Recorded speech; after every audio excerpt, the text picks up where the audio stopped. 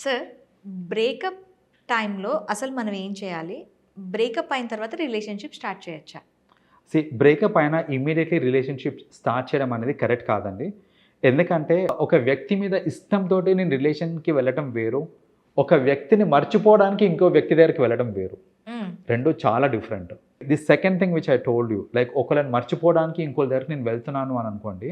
అది it will lead to lot of complications అనమాట. Generally ఏంటంటే ఫస్ట్ ఆఫ్ ఆల్ మనకే నచ్చదు. హ్మ్. అవతల వాళ్ళకేమో ఎక్స్‌పెక్టేషన్స్ పెంచేస్తా ఉంటాం మనము. హ్మ్. సో, మనం రియలైజ్ అవుతాం at a point of time ఏంటంటే, అసలు నీకు నాకు సెట్టే కాదు. నేనేదో ఆ టైంలో నా మైండ్ సెట్ అలా ఉండే కాబట్టి నీకు ఓకే చెప్పేసాను. కానీ నీకు నాకు కుదరదు అనేసి తర్వాత చెప్పుకుంటాం మనము.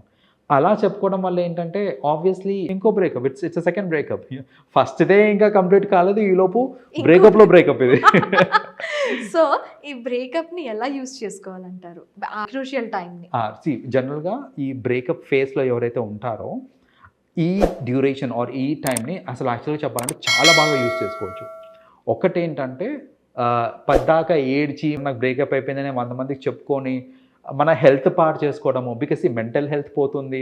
మందు ఫిజికల్ తాగడం హెల్త్. వల్ల ఫిజికల్ హెల్త్ పోతుంది. కొందరు స్మోకింగ్‌కి అడిక్ట్ అవుతా ఉంటారు. డ్రగ్స్‌కి అడిక్ట్ అవుతా ఉంటారు. సో, ఇవన్నీ ఏంటంటే ఒక బ్రేకప్ ఫేజ్‌లో ఉన్నప్పుడు ఈ పాసిబిలిటీస్ అన్నీ కనిపిస్తాయి మనకి. అవును. కానీ I will tell you the other possibilities hmm. Which are healthy. ఒకటేంటంటే సెల్ఫ్ లవ్. హ్మ్. సో, మనము మన మీద మనకి ఇంట్రెస్ట్ అనేది క్రియేట్ చేసుకోవాలి. హ్మ్. సో, మన బాడీ మీద మనం కేర్ తీసుకోవడము, హెల్తీ ఈటింగ్ గురించి తెలుసుకొని దాంట్లో ఇన్వాల్వ్ కావడము, కొత్త కొత్త హాబీస్ ఒక కొత్త హాబీని మనం ఎంచుకొని దాని మీద if you start working on మన ఫోకస్ మొత్తం దాని మీదనే ఉంటుందన్నమాట. సో, బిజీగా ఉండండి. ఒక మనిషితోటి కాదు.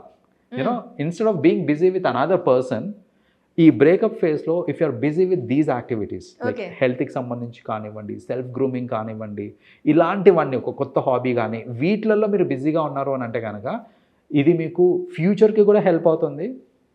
You will come out to be a stronger person అనమాట. Okay. A stronger and a better person.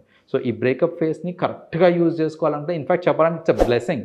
అలాంటి ఫేజ్ అనేది వచ్చింది అని అంటే అయ్యో అని బాధపడకండి. Take advantage. అండ్ నేను చెప్పిన వాటి గురించి మీరు ఫోకస్ చేశారంటే ట్రస్ట్ మీ, మీరు ఒక happier life and a better life lead చేస్తారు. Okay sir. Thank you. Welcome అండి.